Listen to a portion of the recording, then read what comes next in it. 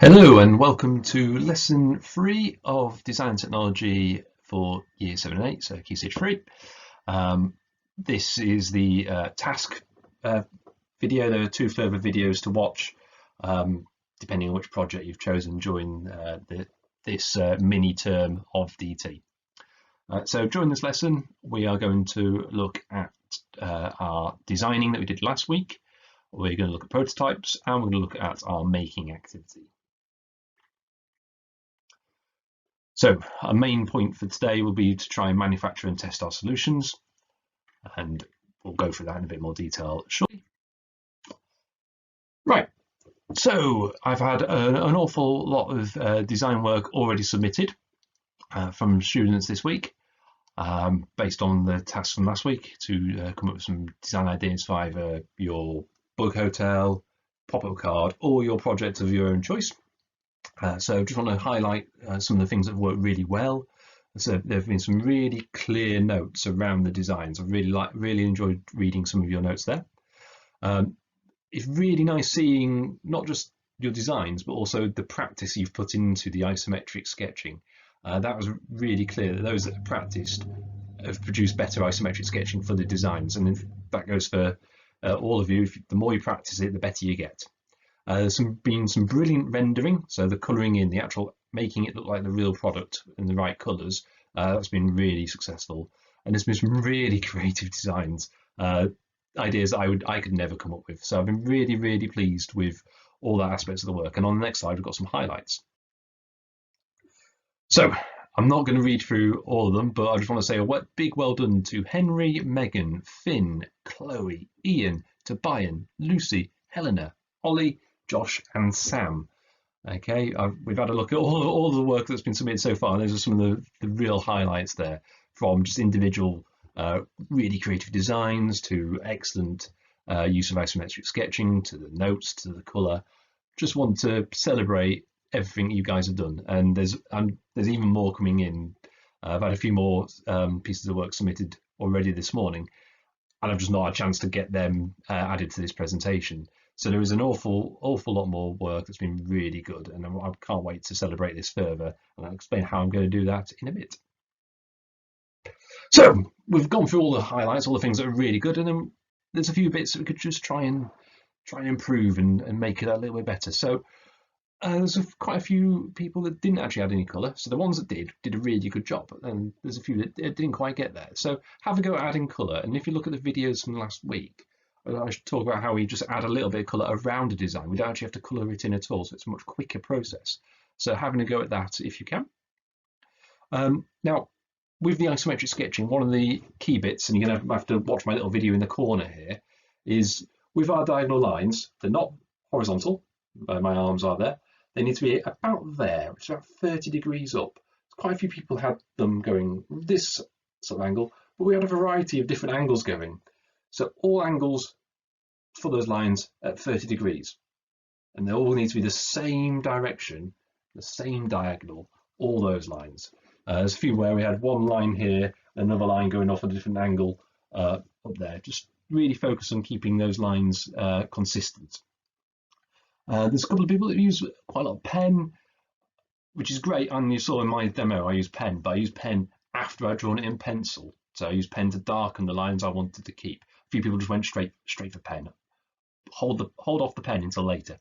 And if you can practice drawing straight lines, there's a few people that the straight lines weren't particularly straight. Maybe use a ruler if you'd like a ruler. I'm not a fan of rulers, but interestingly, if you were to go all the way up to sixth form, lesson 1 in sixth form with me is I teach students how to draw a straight line. Now, that's not saying anything against everybody that can't draw straight lines, but I'm just saying we do start that again, and we do teach really, I'm going to say, basic techniques about how to do really quick straight lines. Is one of the things we teach at A-level. So it just takes practice. And then if you can, try writing notes in full sentences, particularly that evaluation note. So we had lots of great little notes saying what material and what function you have, but maybe a little bit more of a sentence would make it really clear what you're trying to achieve. So based on all that, we've got a bit of a little dirt task for you. So what I'd like you to do is use your isometric skills to draw an item of furniture in your house. It could be a desk, a bookcase, a table, a chair. Doesn't matter what. Then I want you just to add some notes. What does it look like? What's it made from? Okay. Add a sentence to explain why you like it or not, and then add a little bit of colour behind or around the sketch to highlight the design. So just one product, trying to practice all those skills. So look at the even better if slide again, and look at this task here. Okay, so you've got an idea of what I'd like you to improve, and you can always revisit the instructions from last week's lesson, which is all on YouTube.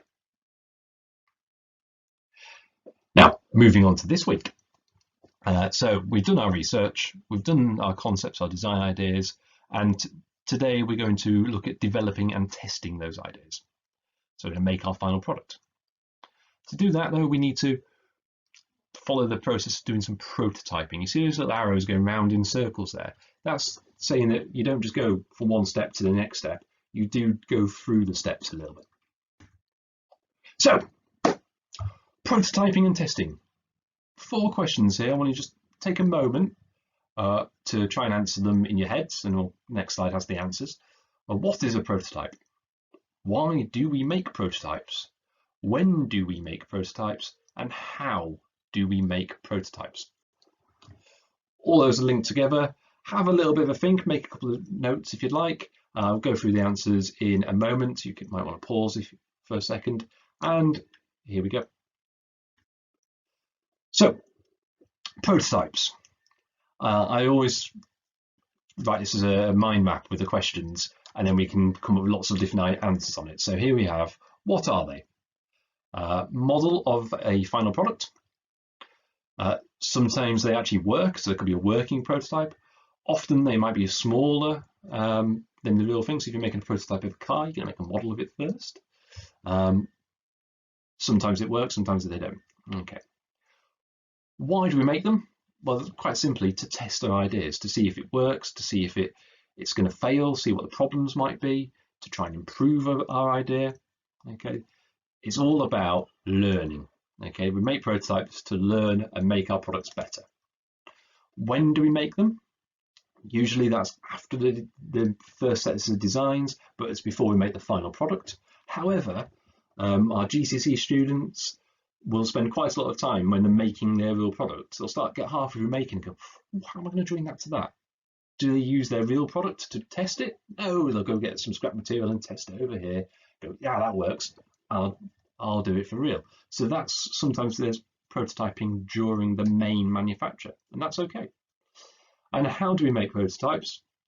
We're going to be using probably paper today, maybe a little bit of card. We use that because it's cheaper, rather than making it out of steel or wood, which is quite expensive.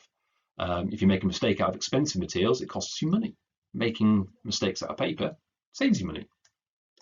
We use material that is easier and quicker to work with. So like we say, paper, okay, it's easier to work with than wood. Materials are actually split into 2 distinct groups. We have resistant materials, woods, metals, plastics. They're hard to work with. They're resistant to work. If I asked it to fold in half, it wouldn't fold in half, it would resist me. And we have compliant materials, materials that are easy to work with, materials that you can bend and shape and rip, and your hands can do all that work without any heavy tools. And we're going to use compliant materials so they're easy to work with and they're cheaper. So we can afford to make mistakes. So that's everything you need to know about a prototype. Now, let's get on to trying to make some prototypes and our real product. We will have a go at making prototypes during this process because you're going to make mistakes, and that's okay because we'll learn from them, we'll move forward. So don't be afraid to trial things out on paper first. Before we start though, make your work area safe and tidy. Don't just, I wouldn't work on my desk as it is right now, there's bits all over the place. I'd clear space, get my tools ready and have a go at making. Okay, so tidy space is a safe space. If you're going to use any machines or tools, and that means I even include scissors here, a knife, a saw, whatever tools you think you might need to use. If you've got them at home, you need to ask permission from an adult first. Don't just start using them. Always secure your work when you're cutting. So if you're ever using a tool to cut material, okay, You must secure your work, and that could be that you have to hold it down with your hand. It might be that you need to use a ruler to hold it down, or it might be using a vice. But we don't just, if you're using a saw, you don't hold a piece of work here with a saw. Everyone moves then. Okay, a bit dangerous. Wear PPE. Okay, PPE has been in the news an awful lot over recent months. That's personal protective equipment. So if you are, I don't know, using a drill maybe, make sure you've got goggles on, make sure you've got an apron on, make sure you've got tight hair back. Okay, really important to make sure you're safe. If you are using a knife or scissors, and a lot of people I'm sure will be for the pop-up card or the book hotel, always cut away from yourself. And if you are using a knife, make sure you're cutting on a cutting mat or a scrap piece of material. Don't cut onto your carpet. I have done that before. My parents may have wanted to disown me when I was your age. Practice.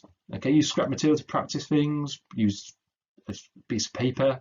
Okay, newspaper, magazine, something to practice on. That's completely fine. Only do practical work you feel comfortable with and with supervision. So don't go off and say, "Oh, I fancy trying to use a chainsaw. I've never used one of them before."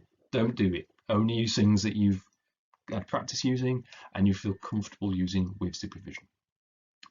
And always tidy up properly afterwards. I very much do not want any parents complaining to me that you've left the place in a mess, you've damaged anything, etc. So please help me out. I don't want to get into trouble. Okay, so that's the health and safety messages. So if you want to make a book hotel, we've created a extra separate video about the book hotel. And if you want to create a pop-up card, we've created some step-by-step guides for your pop-up card. What I'd like you to do is try and submit a photo of your final product that you've made. And what I'm going to do is I'm going to make an extra video next week. So it won't be any work, it'll just be a video of your work on a little slideshow with some music background, just to celebrate all the exceptional bits of work that we've already received and the bits of work that I know you're working on right now. I'll try and also get a few onto the school Twitter feed as well. So keep an eye on that and keep an eye on YouTube. You will have to make prototypes, you will have to test, you are going to make mistakes, and that's all important. Mistakes are the first step in the learning process. You learn, you try it again, you might still keep making mistakes, go around in circles until you get the final product, and it's not bad making those mistakes. Anyway, I cannot wait to see what you come up with. I'm really excited to see the pop-up cards and the book hotels, and some of you are making things that aren't book hotels or pop-up cards. If you struggle to make, maybe do some more design work. I know one person said they're going to make a mobile phone. That's probably a bit too complex even for me to do. So you might make a model of a mobile phone there. Okay, so a prototype. Anyway, looking forward to seeing your work. Any problems, speak to myself or any of the DT teachers. Looking forward to seeing your work soon. Take care and goodbye.